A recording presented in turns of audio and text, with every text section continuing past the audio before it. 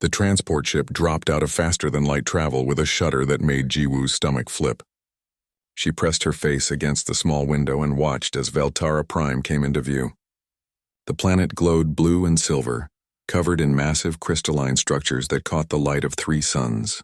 She had seen pictures, but nothing prepared her for the real thing. Jiwoo Park was 34 years old and had spent most of her life studying dead languages. On Earth, that made her strange.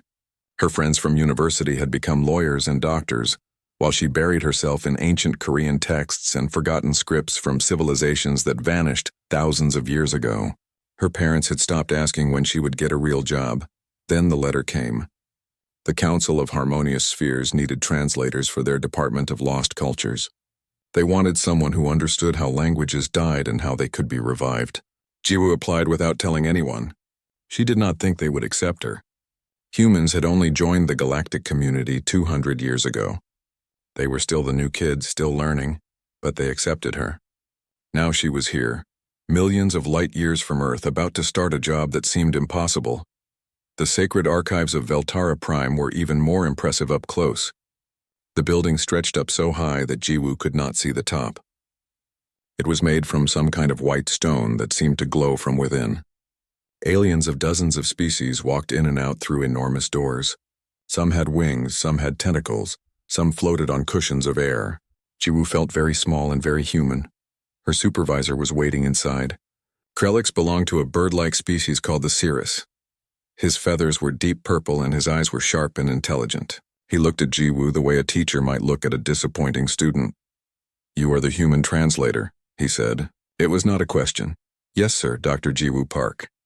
"Doctor," Krelix repeated, making it sound like an insult. "Human universities give out degrees very easily, I think."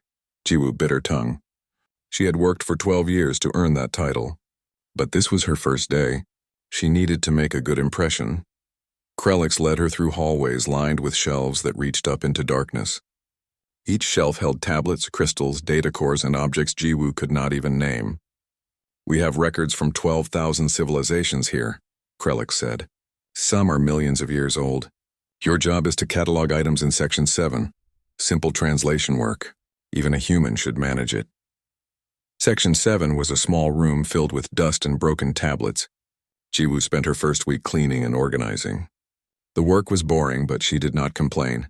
She photographed each tablet, measured it, and tried to identify the language. Most were from species she had studied in her training. She could translate basic phrases and log them in the system. But then she found the box. It was plain and gray, pushed into a corner behind a shelf. Inside were 30 tablets, each one covered in symbols that made Jiwoo's heart beat faster. She recognized some of them. Not all, but some. The curves of certain letters looked like Hangul, the Korean alphabet. Other symbols reminded her of ancient Sumerian cuneiform. Still others matched Sanskrit characters she had seen in old religious texts. That was impossible. These tablets were marked as predecessor artifacts. The predecessors had fallen 12,000 years ago, long before humans even learned to farm. There was no way their language could match Earth languages. Jiwoo spent 3 days analyzing the tablets. She used every linguistic database she could access. The more she looked, the more certain she became. The grammatical structure matched Old Korean in ways that could not be coincidence. Subject, object, verb, word order, honorific markers. Even the way plurals were formed was similar. She wrote a report and sent it to Krelix. He called her to his office the next morning. His feathers were ruffled in what Jiwoo had learned meant anger.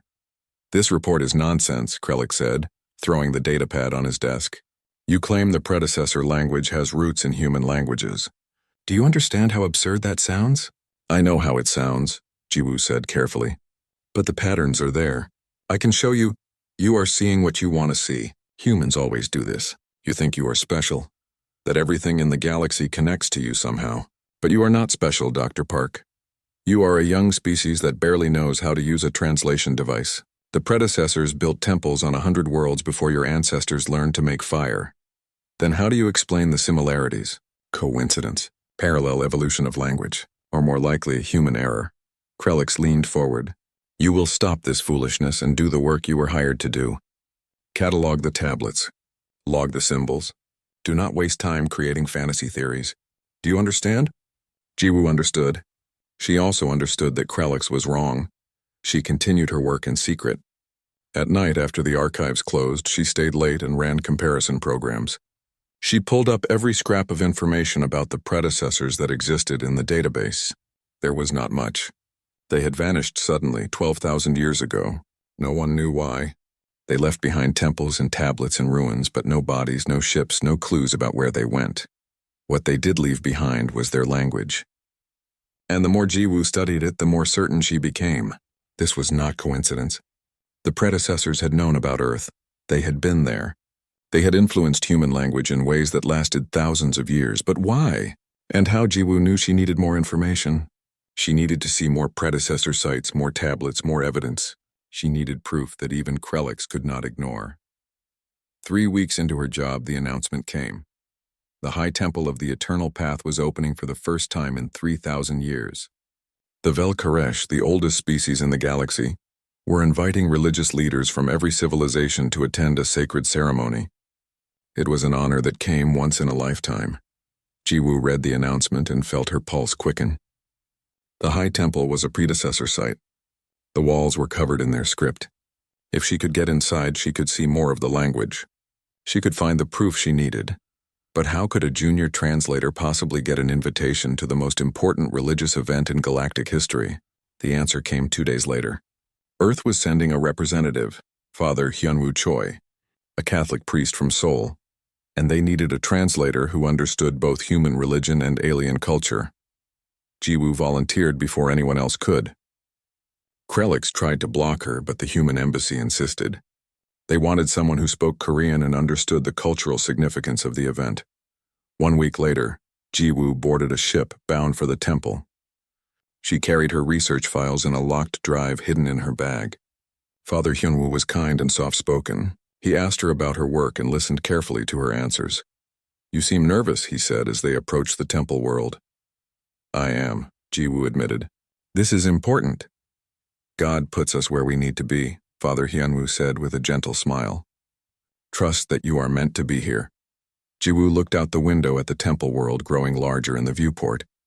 She did not know if she believed in fate, but she believed in evidence, and she believed that somewhere in that ancient temple, she would find the answers she was looking for. She had no idea that what she would find would change everything humanity thought they knew about themselves. The temple world had no name that humans could pronounce. The Velkaresh called it the First Ground, the place where their species had achieved enlightenment 10,000 years ago. As the ship descended through purple clouds, Jiwoo saw the temple rising from the surface like a mountain made of glass. It was a single piece of crystal, carved into impossible shapes that hurt to look at directly. Father Hyunwoo made the sign of the cross and whispered a prayer. Jiwoo did not pray, but she understood the feeling. Some places demanded reverence simply by existing. They landed in a port filled with ships from across the galaxy. Delegates from hundreds of species were arriving, each wearing their finest ceremonial clothing. Jiwoo felt underdressed in her simple blue suit, even though the human embassy had insisted it was appropriate. Father Hyunwoo wore his black priest cassock with a white collar. Several aliens stared at them as they walked past. "They are curious about us," Father Hyunwoo said quietly. "Humans are still new here. Do you mind it?" The staring, he smiled. "I grew up in a small village. Everyone stared at me when I said I wanted to be a priest. I am used to it." A Velkaresh guide met them at the temple entrance. The Velkaresh were tall, at least 8 feet, with skin that looked like moving water. Their faces had no features that Jiwoo could recognize. No eyes or mouth, just smooth surfaces that somehow conveyed emotion. The guide bowed slightly and spoke in perfect galactic standard. "Welcome, humans. I am called Silvera. I will be your escort during the ceremony." "Thank you," Father Hyunwoo said, bowing back. Silvera led them through corridors that seemed to twist in directions Jiwoo's eyes could not follow. The walls were covered in script. Jiwoo's breath caught. These were predecessor symbols, the same ones she had been studying for weeks. They glowed faintly, pulsing like a heartbeat. "The walls speak to you?" Silvera asked, noticing Jiwoo's attention. "I study ancient languages," Jiwoo said carefully. "These symbols are beautiful. They are sacred. The predecessors built this temple long before my people achieved consciousness. We maintain it, but we do not fully understand it. No species does. They entered a massive chamber that could have held 10,000 people. The ceiling disappeared into darkness high above. The floor was polished crystal that reflected everything like still water. Delegates from across the galaxy were gathering, forming groups by species. Jiwoo saw beings made of light, beings made of stone, beings that existed in multiple dimensions at once. At the center of the chamber stood a platform, and on that platform waited Archpriest Velthorin. Jiwoo had seen pictures of him, but they did not capture the presence he commanded. Velthorin was not made of flesh. He was pure energy contained within ceremonial robes that floated around him like smoke.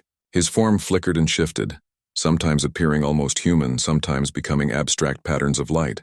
He held a staff that seemed to be carved from solidified starlight. "That is the Rod of Beginning," Silvera whispered. "It contains knowledge from before recorded history. Only the Archpriest may touch it." The ceremony began with singing. Each species contributed a song in their own language. Some were beautiful, some were harsh. Some existed in frequencies Jiwoo could not hear but could feel in her bones. When it was humanity's turn, Father Hyunwoo sang a hymn in Latin. His voice was clear and strong, and for a moment the chamber fell completely silent. Then Velthorin spoke. His voice came from everywhere at once, resonating through the crystal walls.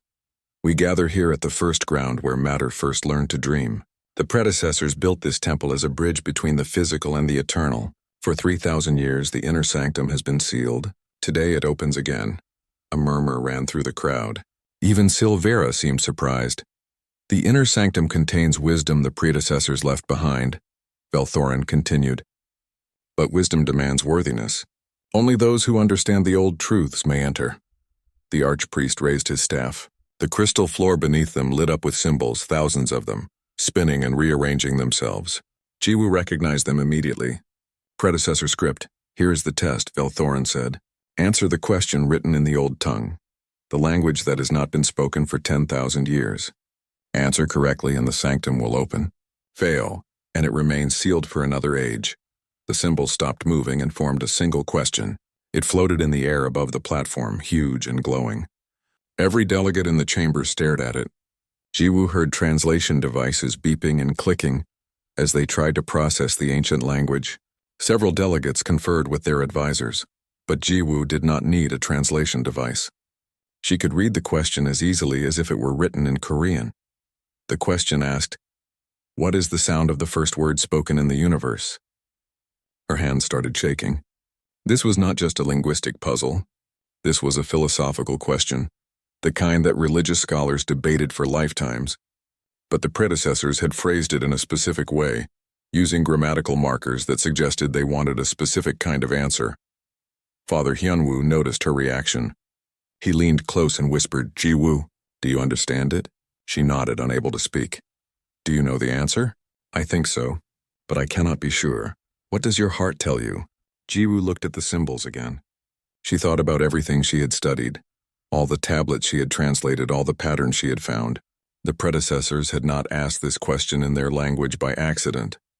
They had chosen these specific words, this specific structure, because they wanted someone who understood both the language and the meaning behind it.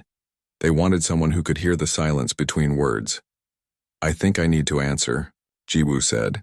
Father Hyunwoo squeezed her shoulder gently. "Then answer." "God did not bring you here to stay silent." Jiwoo stepped forward. Her legs felt weak, but she forced herself to walk toward the platform. Thousands of eyes turned to watch her. She heard whispers in dozens of languages. "The human. What is the human doing? Humans cannot read the old tongue." She reached the base of the platform and looked up at Velthorin. The Archpriest tilted his head slightly, which might have been curiosity or might have been amusement. "You wish to answer, young one?" "Yes," Jiwoo said. Her voice came out smaller than she wanted. "What species are you?" "Human. From Earth." More whispers. Someone laughed. Humans were babies in galactic terms, only 200 years spacefaring. The idea that a human could read a language older than most civilizations was absurd. But Velthorin did not laugh. He lowered his staff slightly as if inviting her to continue. Jiwoo took a deep breath. She looked at the floating symbols one more time, making sure she understood. Then she spoke, not in galactic standard, but in the old tongue itself. The predecessor language flowed from her mouth like water, each syllable precise and clear. She said, "It was not a sound, but a breath. The breath between chaos and order, between void and light. The first word was silence becoming song. For a moment, nothing happened. The chamber was completely still. Even the energy beings stopped flickering. Then Velthorin's staff fell from his hand. It hit the crystal floor with a sound like thunder breaking. The rod of beginning, which had been held by only 3 beings in 10,000 years, rolled across the platform and came to rest at Jiwoo's feet. Velthorin's energy form flickered wildly. His voice, when it came, was barely a whisper. Impossible. The word echoed through the chamber. Impossible. Impossible. Impossible. Every delegate stood frozen. Jiwoo stood frozen. Even Father Hyunwoo had gone completely still. Velthorin slowly descended from the platform. His form was unstable now, shifting between shapes too quickly to follow. He moved toward Jiwoo like a ghost, and when he spoke again, his voice was filled with something that might have been fear. No species has spoken that language in 10,000 years. No species except those who were there at the beginning. How does a human, a child species barely crawling from their cradle world, speak the words of the predecessors? Jiwoo opened her mouth, but no words came out. She did not know how to explain. She did not understand it herself. Silvera moved forward quickly, placing herself between Jiwoo and the archpriest. This human is under my protection as a guest of the temple. I do not threaten her, Velthorin said. I fear her. There is a difference.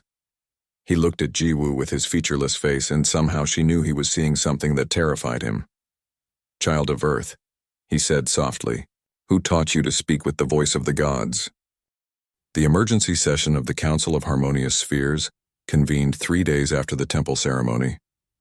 Jiwoo sat in a small chair designed for much larger beings, feeling like a child called to the principal's office.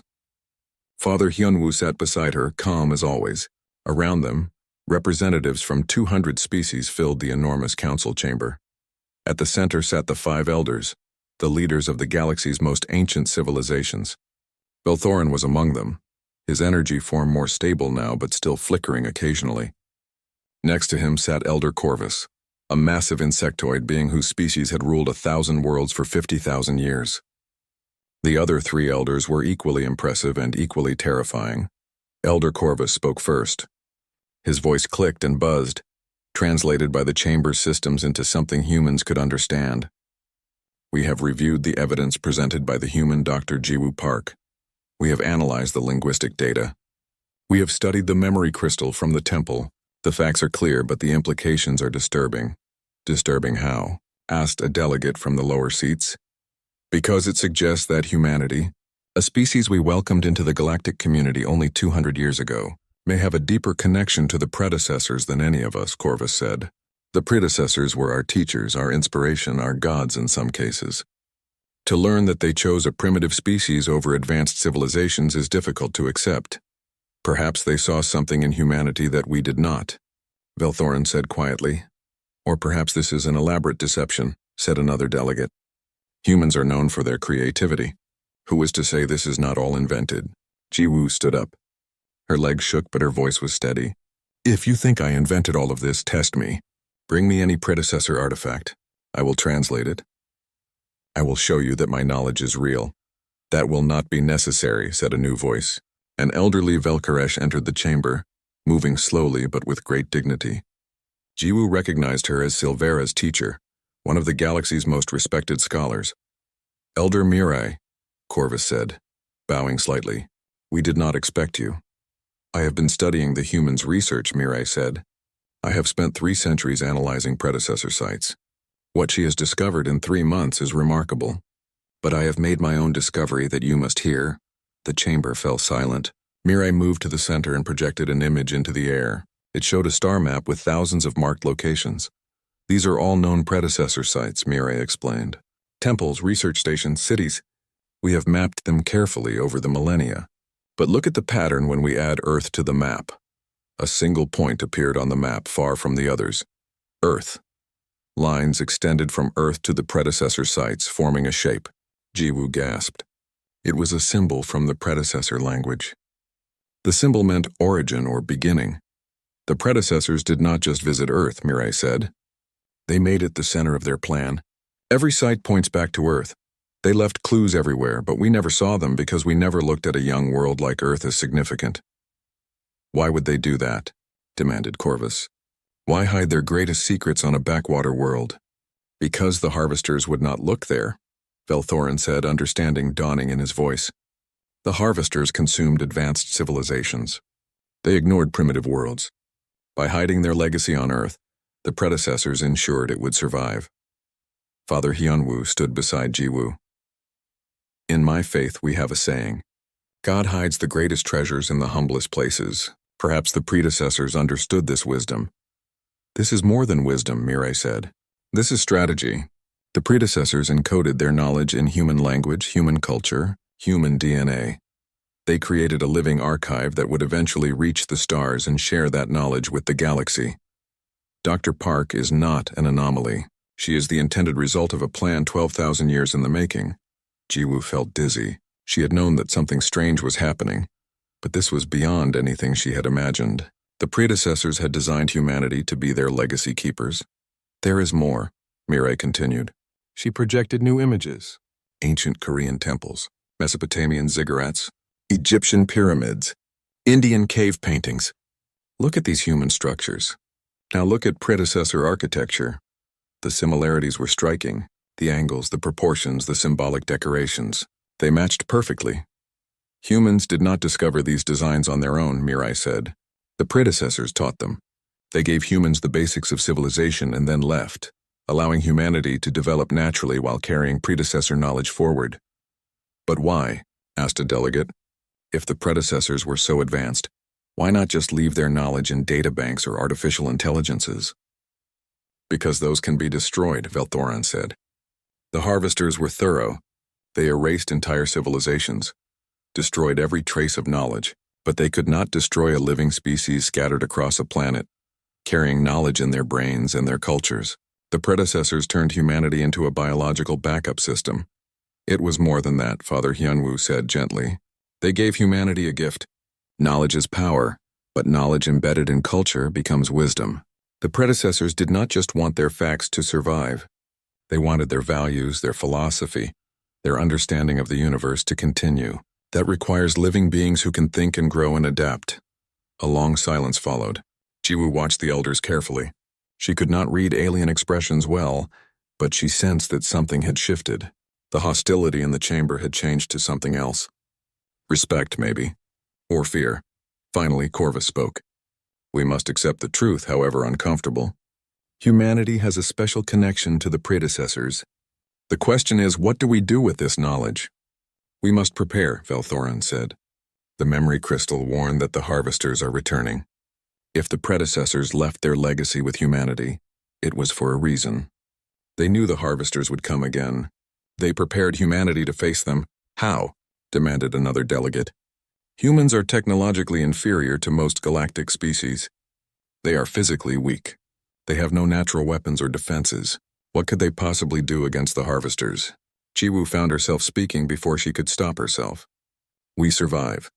That is what we do. Humans have survived ice ages, volcanic winters, plagues, wars, extinction events. We should not exist, but we do. We are stubborn and we do not give up. Maybe that is what the predecessors saw in us. Maybe that is the weapon they left behind. A species that refuses to die, Mirai said softly. A species that adapts to anything, endures anything, fights against impossible odds. Yes, I think the predecessors chose well. Velthorin stood, his energy form brightening. I propose that Earth be granted full access to all predecessor sites. Let humanity study their own heritage. Let them unlock the knowledge the predecessors left behind. And let us learn from them. If the predecessors trusted humanity with their greatest secrets, perhaps we should trust them too. I second this, Mirai said immediately. One by one, the other elders agreed. Even Corvus, after a long pause, nodded his massive head. It is decided, Corvus announced. Humanity will be given custodianship of predecessor knowledge. We will work together to prepare for the return of the harvesters, and we will pray to whatever gods we believe in that the predecessors knew what they were doing. The session ended. Delegates filed out, many stopping to stare at Jiwoo as they passed. Some looked at her with curiosity, others with respect, a few with barely concealed jealousy. Silvera found them in the hallway outside. You must come with me. There is something you need to see. She led them to a private chamber where a holographic display showed incoming data from across the galaxy. We have been monitoring deep space for centuries, watching for threats. 3 days ago, sensors detected something at the edge of the galaxy, something massive, something that matches descriptions from predecessor records of harvester ships. Jiwoo felt cold. How long do we have? 5 years. Maybe 10. They are coming, Dr. Park. The enemy that destroyed the predecessors is returning, and humanity must be ready. Father Hyunwoo crossed himself. God help us all. God, the predecessors, and human stubbornness, Velthorin said, appearing in the doorway. That combination may be enough. We have work to do, Dr. Park. You must return to Earth. You must help your people unlock their heritage. The galaxy is counting on you. Jiwoo looked at the holographic display showing the approaching threat. She thought about 12,000 years of preparation, of knowledge hidden in language and culture, of a species designed to endure. She thought about her parents who wanted her to get a normal job. She thought about her university friends who had called her obsessed with dead languages. She thought about Krelix who had dismissed her theories as fantasy. And she thought about the predecessors, who had looked at primitive humans living in caves and seen something worth saving. I will need a ship, she said, and access to every predecessor site on Earth, and a team of linguists, archaeologists, historians. We need to move fast. You will have everything you need, Velthorin promised. Humanity has 5 years to remember everything the predecessors taught them. We have 5 years to prepare for war. Starting now. The ship carrying Jiwoo and Father Hyunwoo back to Earth was not alone. 3 massive vessels filled with alien scientists, linguists, and military strategists followed behind them. The galaxy was taking the threat seriously. For the first time in recorded history, every species was working together toward a single goal: survival. Jiwoo stood in her small cabin aboard the lead ship, looking at a holographic map of Earth. Red dots marked every known site with predecessor connections. There were hundreds of them: temples in Korea and Japan, pyramids in Egypt and Mexico, stone circles in England, cave paintings in India and Australia. The predecessors had touched every corner of Earth. We start in Korea, she told the assembled team. The symbols I studied came from a site near Gyeongju. If the predecessors left knowledge there, we need to find it. The team landed 3 days later in a valley surrounded by ancient burial mounds. Korean military had secured the area, keeping curious crowds at a distance. Jiwoo's parents were waiting at the landing site, confused and worried. Her mother hugged her tightly. We saw the news, her mother said in Korean. They are saying you spoke an alien language. They are saying you are important. What is happening, Jiwoo? I will explain everything, Jiwoo promised. But first, I need your help. You know the old stories, the myths grandfather used to tell, about visitors from the sky who taught our ancestors to farm and build. Her father nodded slowly. The heavenly ones, I always thought those were just legends. They were real. And they left something here. I need to find it. The excavation team went to work immediately. Alien scanners detected structures beneath the largest burial mound, far older than anything previously discovered. They dug carefully, removing layers of earth until they reached stone. The stone was carved with predecessor symbols. Jiwoo climbed down into the excavation pit, her heart pounding. The symbols told a story. She read them aloud, translating into Korean for her parents and into Galactic Standard for the alien team. Here lies the gift of the star teachers. Here lies the knowledge to wake the silent earth. Speak the words of beginning and the path will open. What words? Asked Mireille, who had insisted on joining the expedition. Jiwoo studied the symbols carefully. Then she understood. The words were Korean, ancient Korean, from thousands of years before recorded history, but still recognizable. The predecessors had not just influenced human language. They had preserved a specific phrase in Korean that would activate their technology. She spoke the words slowly, pronouncing each syllable with care. 하늘의 선물을 깨우다. Awaken the gift of heaven. The ground beneath them trembled. The carved stones began to glow. Then, with a sound like crystal singing, the stones separated and revealed a staircase leading down into darkness. The team descended carefully. At the bottom, they found a chamber filled with technology that looked both ancient and impossibly advanced. In the center stood a pedestal holding a crystal similar to the one in the Velkaresh temple. Velthorin, who had also joined the expedition, approached the crystal reverently. Another memory crystal. The predecessors placed these across the galaxy. This one was meant specifically for humans to find. He activated it. The image of a predecessor appeared. The same one from the temple, but looking younger, more hopeful. "Children of Earth," the predecessor said in Korean. "If you are watching this, you have reached the stars. You have remembered your heritage. We are proud of you. When we came to your world 12,000 years ago, you were few in number, struggling to survive. We saw in you something special. Not strength, not intelligence alone, but something deeper. You refused to give up. No matter how hard your world tested you, you endured." The image changed, showing humans throughout history, surviving ice ages, building civilizations from nothing, rising again after every disaster, fighting, adapting, persevering. We gave you our language because language shapes thought. We gave you our architecture because structure shapes society. We gave you our mathematics because logic shapes understanding. But these were just tools. The real gift we gave you was confirmation of what you already possessed: the will to survive, the determination to protect what you love, the courage to face impossible odds. Father Hyunwoo wiped tears from his eyes. Other team members stood in awed silence. "The harvesters are returning," the predecessor continued. "We could not stop them. But perhaps you can, not because you are stronger or smarter than we were, but because you are more stubborn. You have survived longer than any species should. You have faced extinction dozens of times and always clawed your way back. That is the weapon we left you. Your own humanity." The image changed again, showing technical schematics. "Here is what we learned about the harvesters. Here is how their technology works. Here is where they are vulnerable. Use this knowledge. Share it with the galaxy, and when they come, show them what humans do when threatened. You survive." The message ended. The crystal's light faded. Jiwoo looked around at the assembled team. Aliens from a dozen species stared at the crystal in wonder. Her parents held each other tightly. Father Hyunwoo was praying quietly. "We need to visit every site," Jiwoo said. "Every temple, every monument, every cave painting. The predecessors left pieces of the puzzle everywhere. We need to put them all together." Over the next 4 years, they did exactly that. Teams of humans and aliens traveled across Earth, activating ancient sites and recovering predecessor knowledge. Each site revealed more information about the harvesters. Their weapons, their ships, their tactics. The predecessors had studied their enemy well, but more than technical knowledge, the sites revealed something else. They showed humanity's own strength reflected back at them. The predecessors had documented human history before recorded history began.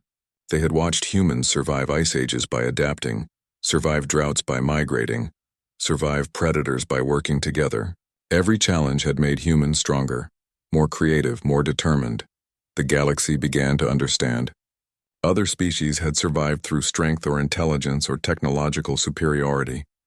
Humans had survived through sheer stubborn refusal to die, and the predecessors had recognized that as the most valuable trait in the universe. When the Harvester fleet finally appeared at the edge of the solar system, humanity was ready. Earth's defenses had been upgraded with predecessor technology. Every ship in the Galactic fleet had been modified using knowledge from the ancient sites. And at the command center coordinating the defense stood Jiwoo Park. She had spent 4 years studying predecessor military strategy. She had memorized every weakness in Harvester technology. She had become the galaxy's expert on the enemy that had destroyed the most advanced civilization in history. The Harvesters sent a message in their own harsh language. Jiwoo translated it easily. "Surrender or be consumed," she replied in the predecessor language, knowing they would understand. "We do not surrender. We never have. Come and learn what happens when you threaten Earth." The battle lasted 3 months. The Harvesters were powerful, but they were not prepared for the coordinated defense. Every species in the galaxy fought together, using predecessor technology and human tactical thinking. Jiwoo directed the fleet with precision, exploiting every weakness the predecessors had identified. And when the Harvesters deployed their planet-killer weapon, humanity deployed theirs. Not a weapon of destruction, but a weapon of connection. Using predecessor technology and human linguistic understanding, they broadcast a message across all Harvester frequencies. The message carried the accumulated knowledge of the predecessors, the resilience of humanity, the unity of the galaxy. The message said, "We remember. We endure, we survive, and we will never stop fighting." The Harvester fleet retreated. For the first time in their existence, they had encountered prey that fought back hard enough to hurt them. They withdrew beyond the galaxy's edge, and sensors confirmed they were leaving. The galaxy celebrated. Every species honored the humans who had led the defense. Monuments were built. Songs were written. History books were revised to recognize humanity's true place in galactic history. But Jiwoo did not feel like celebrating. She returned to the temple on Veltara Prime, to the chamber where everything had started. Velthorin was waiting there. "You seem troubled," the archpriest said. "The harvesters will return," Jiwoo said. "Maybe not in my lifetime, but they will come back." "They always do." "Yes, but next time the galaxy will be ready. You have given us knowledge and unity. You have shown us that survival is not about being the strongest or the smartest. It is about refusing to give up."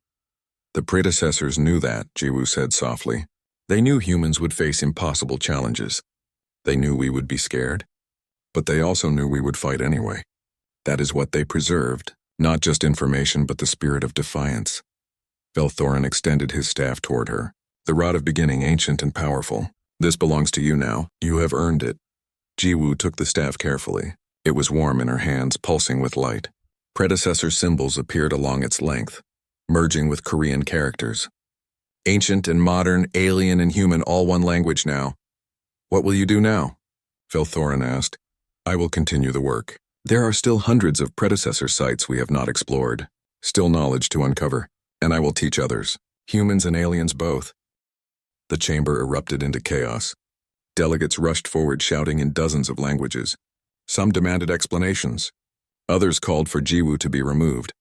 A few simply stared in shock. Father Hyunwoo pushed through the crowd and put himself between Jiwoo and the advancing aliens.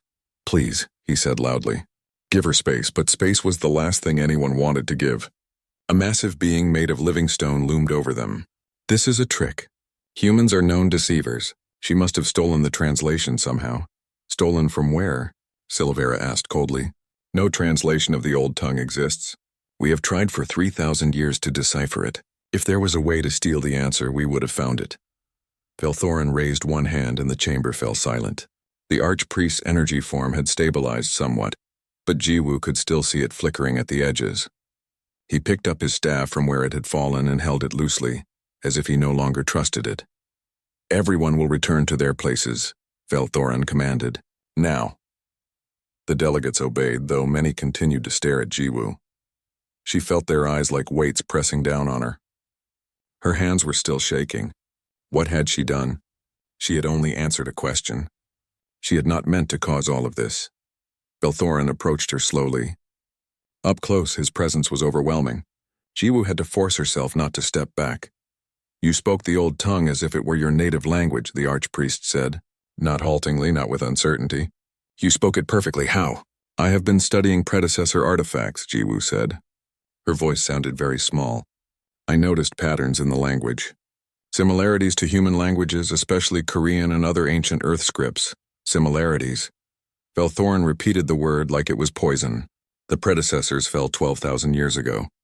Humanity did not even exist as a civilization then. You were animals living in caves, I know. That is why I thought I was wrong. But the patterns were too consistent to be coincidence. Show me." It was not a request. Jiwoo reached into her bag and pulled out her datapad. Her fingers fumbled with the controls, but she managed to pull up her research files. She showed Velthorin the comparison charts, the grammatical analyses, the symbol matches. The archpriest studied the data in silence. Other delegates crept closer to look. Jiwoo heard gasps and muttered conversations. A being covered in tentacles pointed at one chart and said something harsh in a language Jiwoo did not understand. Finally, Velthorin spoke. "This is not possible. But I am looking at the evidence. Either you have fabricated all of this, or humanity has a connection to the predecessors that should not exist." "Maybe the predecessors visited Earth," Jiwoo said quietly.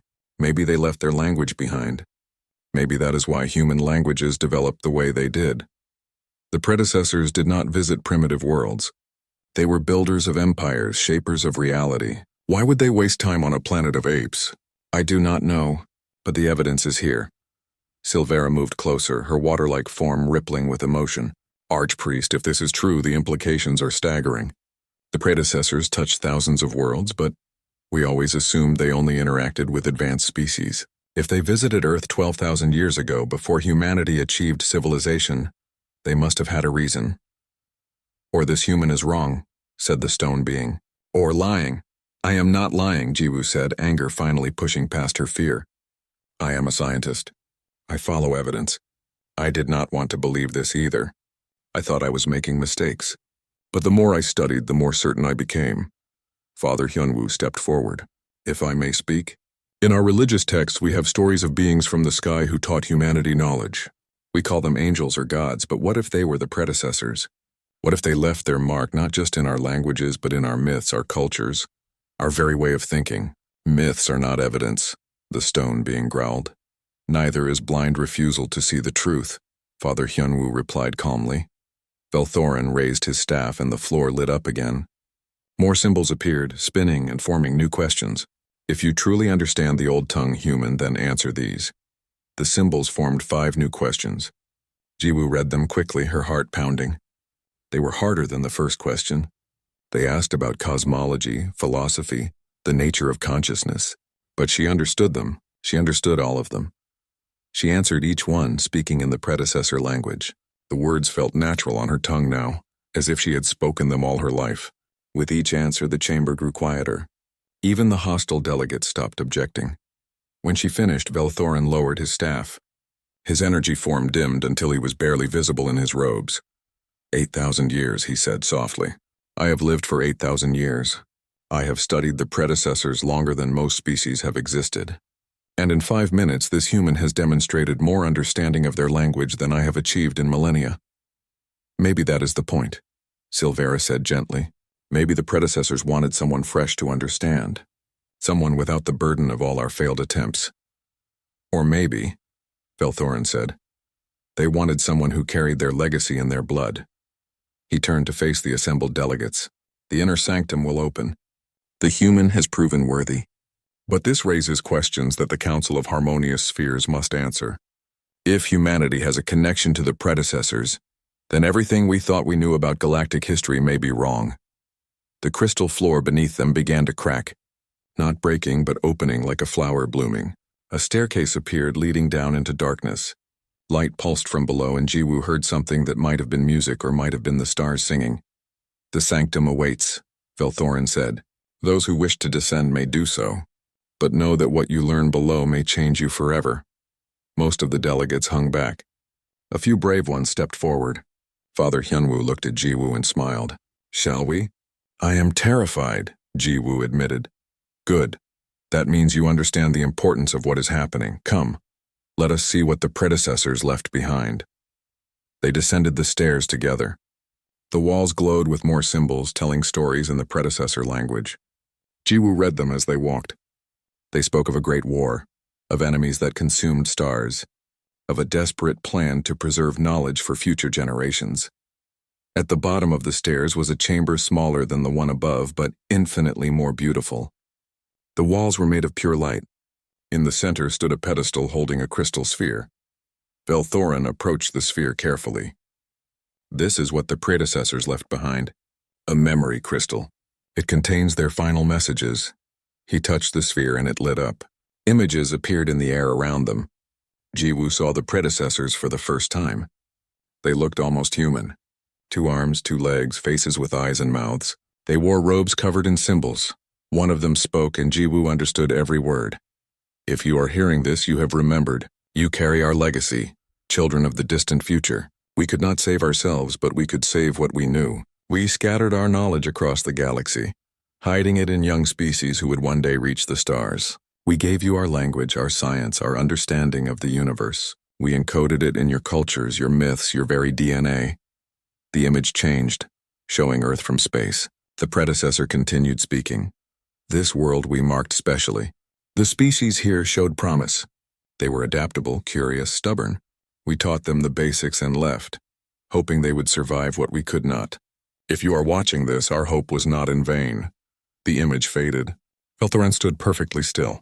Around them, the other delegates who had descended stood in shocked silence. They visited Earth, Silvera whispered, 12,000 years ago. They chose humanity, but why? Jiwoo asked.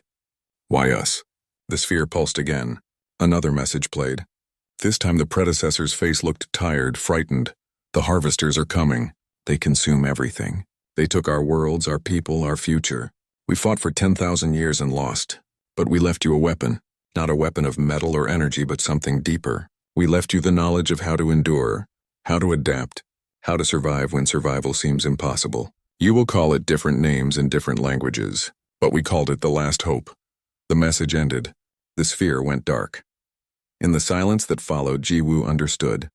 The predecessors had not just visited Earth, they had bet everything on humanity. They had planted seeds and hoped that one day, those seeds would grow into something strong enough to face the darkness. And now, 12,000 years later, those seeds were finally bearing fruit.